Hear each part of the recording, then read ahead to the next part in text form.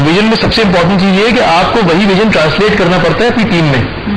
جب پوری ٹیم کا ایک ویژن ہوتا ہے اور آپ ایک سنگل مائنڈیڈ فوکس سب کو دیتے ہیں کہ ہمیں یہ کرنا ہے, یہ ہمارا آبجیکٹو گول ہے, یہ ہمارا ویژن ہے, یہ ہمارا فوکس ہونا چاہیے.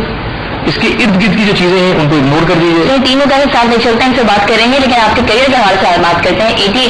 آئی تھنک 1983 میں آپ نے کریئر کا آغاز کیا. جی. تو اب جو 82 میں آپ کی فرسٹ جاب 82 میں ہی رہی. بالکل. اچھا, اب آپ کہاں آپ کے بارے میں جو آپ سے پہلے ڈسکشن رہی, میڈیکل کے اسٹوڈنٹ تھے, پھر اچانک سے پھر آپ کا رخ بدلا, آپ نے مزاج بدلا, کیا وجہ تھی جو پھر آپ ایڈورٹائزنگ کے دنیا میں آ گئے؟ اللہ نے بہتر کیا, میں بہت بڑا ڈاکٹر ہوتا, بہت بڑے ڈاکٹر, بہت بڑا ڈاکٹر ہوتا. آپ نے سوچا کہ بھائی مریضوں کو بچا لیا جائے؟ میں بہت بڑا ڈاکٹر ہوتا کہ میرا نہیں خیال ہے کہ میرا مزاج تھا میڈیسن کا. گو کہ میرے جو قریبی ترین دوست ہیں ان میں اکثریت ڈاکٹرس کی ہے, تو غیر میرے ساتھ کے پڑھے ہوئے ہیں. ڈاکٹر بننے کا مجھے کوئی ایسا اشتیاق نہیں تھا, شوق نہیں تھا. بنایا جا رہا تھا. ہاں, کیونکہ اس زمانے میں جو اچھے اسٹوڈنٹس ہوتے تھے وہ انجینئر بنتے تھے یا ڈاکٹر بنتے تھے, دو ہی چیزیں بنتے تھے وہ. تو آپ کو انٹر میں خیال آیا جب اچھے اسٹوڈنٹ نہیں ہے؟ نہیں, میں انٹر میں اللہ میاں کوئی خیال آ گیا کہ اس کو بچا لو, اور میرا سیکنڈ ایئر میں ایکسیڈنٹ ہو گیا گاڑی کا, جس کی وجہ سے پھر میں میرے اتنے نمبرز نہیں آئے کہ میں میڈیسن میں جاتا. اور پھر ایک کوشش کی گئی آرمی میڈیکل کالج کے لیے, لیکن وہ بھی اتفاق کی بات ہے کہ وہاں بھی داخلہ نہیں ہوا, اور اس طرح پھر میں نے وہ ارادہ ترک کر دیا, اور میں نہیں سمجھا کہ اللہ تعالیٰ کو منظور نہیں تھا, کیونکہ اتنا آؤٹ اسٹینڈنگ میرا کیریئر تھا ایکیڈیمک.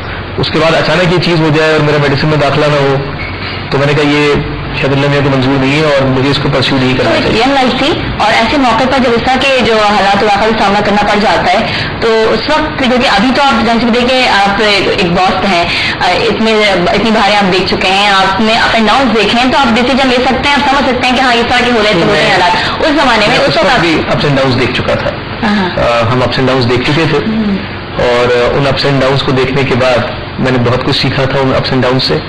اور میرے لیے کوئی چیز بڑی چیز نہیں ہوتی تھی, اور کوئی پرابلم بڑی پرابلم نہیں ہوتی تھی. میں نے ہمیشہ یہ دیکھا ہے کہ کسی ایک وقت ایک بہت بڑا مسئلہ ہوتا ہے, لیکن اگر آپ کوشش کریں تو مسئلہ حل ہو جاتا ہے. اور کوئی بہت بڑی خوشی بھی ہوتی ہے تو اس کو میں خوشی کے طور پہ لیتا ہوں, اس سے ایکسائٹ ضرور ہوتا ہوں, لیکن اس کو اوور پہن کے نہیں بیٹھ جاتا. اور میرے خیال میں ہر چیز جو ہے نا زندگی کے اسٹرائڈ میں آپ کو لینا پڑتی ہے, چیزیں اوپر بھی جاتی ہیں نیچے بھی آتی ہیں. تو بے شک ایک وقتی طور پہ پریشان کن بات تو تھی, کیونکہ ظاہر اگر آپ کو شروع سے ہی بتایا گیا کہ میڈیسن کرنا ہے میڈیسن کرنا ہے, اور اس کے بعد آپ کو اچانک, اور آپ کو بھی پورا یقین ہو کہ تو کر لیں گے, اس کے بعد نہ ہو. اچھا, اس کے بعد پھر جب انتخاب کیا تو بالکل ڈفرنٹ فیلڈ, جو کہ اتنا پابند اس وقت تو نہیں تھا کہ لوگ چوز کر سکتے اس کو ایز کریئر. لیکن میں بولتا ہوں چکر یہ ہے کہ جب وہ نہیں ہوا تو اس کے بعد آپشنس کیا تھا. میتھس میری ہمیشہ بہت بری تھی, تو جب مجھے کہا گیا کہ اچھا پری انجینئرنگ سے کر لو, یعنی لوگ اس پہ بھی کنوینس تھے کہ میں اگر کوشش کروں گا تو پری انجینئرنگ بھی کر لوں گا, تو میں نے کہا اب بہت ہو چکا, اور میرے خیال میں اب میں مزید تجربے کے لیے تیار نہیں ہوں. اور وہ اتفاق کی بات ہے کہ میرے والد مجھے بہت چاہتے تھے, میں ان کا ایک ہی بیٹا ہوں, تو انہوں نے, میں نے ان سے کہا کہ میں MBA کرنا چاہتا ہوں شام کو, تو انہوں نے کہا کہ اجازت ہے لیکن صبح. میں نے کہا نہیں, شام کو, دن میں کام کروں گا. تو پھر باپ بیٹے کے درمیان ایک معاہدہ طے ہوا کہ اگر 14 دن کے اندر میں نے ایک ریزنیبل اور ڈیسنٹ جاب کسی ایسے پروفیشن میں ڈھونڈ لی کہ جس میں میرے خاندان کا نام جانا پہچانا نہیں ہے, تو پھر تو مجھے اجازت ملے گی.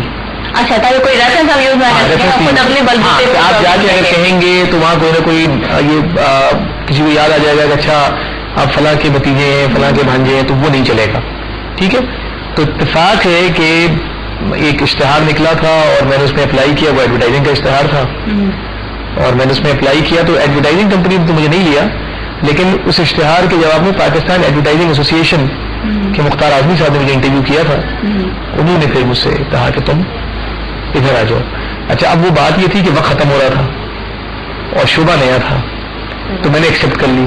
ایکسیپٹ کر کے اور میں نے والد صاحب سے کہا کہ جناب نوکری مل گئی ہے, مناسب ہے, اور یہاں تو میں کوئی جانتا ہی نہیں ہوں, اس شعبے کو نہ ہم جانتے ہیں نہ یہاں کوئی ہمیں جانتا ہے. تو اس طرح 1982 میں نے PAA میں ایگزیکٹو سیکرٹری کے طور پہ جاب شروع کی. وہ چیلنج ایکسیپٹ کریں, آپ کو بچپن سے ہی کہہ لیں گے, وہ ینگ لائف تھی, وہ بھی ہاں مجھے یہ تھا کہ دیکھیں شام کو میں MBA کروں گا اور پھر یہ جاب کنٹینیو کروں گا. ایز اسٹوڈنٹ آپ مختلف ایکٹیویٹیز میں انوالو رہے. میڈیکل کے اسٹوڈنٹ ہمیشہ ہوتا ہے کہ کتابی کیڑا بنے ہوتے ہیں کہ پڑھ رہے ہیں, اور لیکن ساتھ ساتھ آپ کے جو کریئر میں دیکھیں تو ڈبیٹس میں, دوسری ایکٹیویٹی, کالج میں ہر ایونٹ میں آپ پارٹیسپیٹ کریں. شاید ہی کوئی ایونٹ ایسا ہوتا تھا آپ کی لائف میں جس میں آپ پارٹیسپیٹ نہیں کرتے. اسکول میں تو ایسی کوئی چیز نہیں تھی کہ جس میں نے نہ پارٹیسپیٹ کیا ہو اور میں نہ جیتا ہوں. اور پڑھائی کا معاملہ یہ ہے کہ میری امی آج بھی ہنس کے کہتی ہیں کہ میں بڑی حیرت ہوتی تھی کہ امتحان ہو رہے ہوتے تھے اور میں راتوں کو 12 بجے تک دوستوں کے ساتھ بیٹھا رہتا تھا. اور اصل میں شاید راز کیا ہے پھر آپ رات 12 بجے سے باہر پڑھائی نہ کریں اور پڑھائی جو ہے نا, پڑھائی میرے خیال میں جب آپ کلاس میں ہیں تو اب آپ کلاس میں ہیں تو آپ کا کام ہے سارا ایبزارب کرنا اور اس کو یاد رکھنا, اور اس پہ جو چیزیں نہیں سمجھ میں آ رہی ہیں وہ پوچھنا. لوگ کلاس میں ادھر ادھر دیکھ رہے ہوتے ہیں اور گھر میں جا کے پڑھنے کی کوشش کرتے ہیں. تو بھائی جو پڑھنے کا ماحول ہے اگر آپ اس میں نہیں پڑھ رہے ہیں تو جو پڑھنے کا ماحول نہیں وہاں آپ کیسے پڑھیں گے؟ اب گھر میں ٹیلی ویژن بھی ہے, دوست بھی ہیں, رشتے دار بھی ہیں, بھوک بھی لگتی ہے, چائے کی بھی طلب ہوتی ہے, 50,000 چیزیں ہوتی ہیں. تو اگر آپ وہاں پڑھنے کی کوشش کریں گے تو اس جگہ جہاں یہ سب کچھ نہیں ہوتا ہے اور صرف پڑھنے کے لیے آپ جاتے ہیں. اچھا, کمپٹیشن میں سب سے زیادہ بیسٹ آپ کس میں رہے, کس میں زیادہ آپ کو اپریشیٹ کیا گیا؟ ڈبیٹ میں, ایکٹنگ میں؟ کیونکہ ایکٹنگ میں آپ کافی اچھے رہے. اسکول میں تو میں آپ کو یہ بتا سکتا ہوں کہ 5 سال میں ہر 2 سال کے بعد بیسٹ بوائے ہوتا تھا. تو میرے ہوتے ہوئے تو دوسرے کسی کو نہیں ملا. ٹھیک ہے, اور الحمدللہ میں ہمیشہ فرسٹ آیا اور جتنی ایکٹیویٹیز میں پارٹیسپیٹ کیا وہاں یہ ہوتا تھا کہ اگر کسی ایکٹیویٹی میں میں سیکنڈ آ جاؤں تو فرسٹ آنے والے کو اس بات کی خوشی کم ہوتی تھی کہ وہ فرسٹ آیا ہے, اس بات کی خوشی زیادہ آتی تھی کہ میں سیکنڈ آیا ہوں. تو میں اس کو بھی انجوائے کرتا تھا, سب یار دوستی تھے اور کمپٹیشن رہتا تھا. تو میرے خیال میں ہر ایکٹیویٹی میں سیکنڈ کی بات کرتے چلوں کہ آپ کو کیسا لگتا تھا, کسی کو مات دینا یا آپ کو جیتنا پسند تھا؟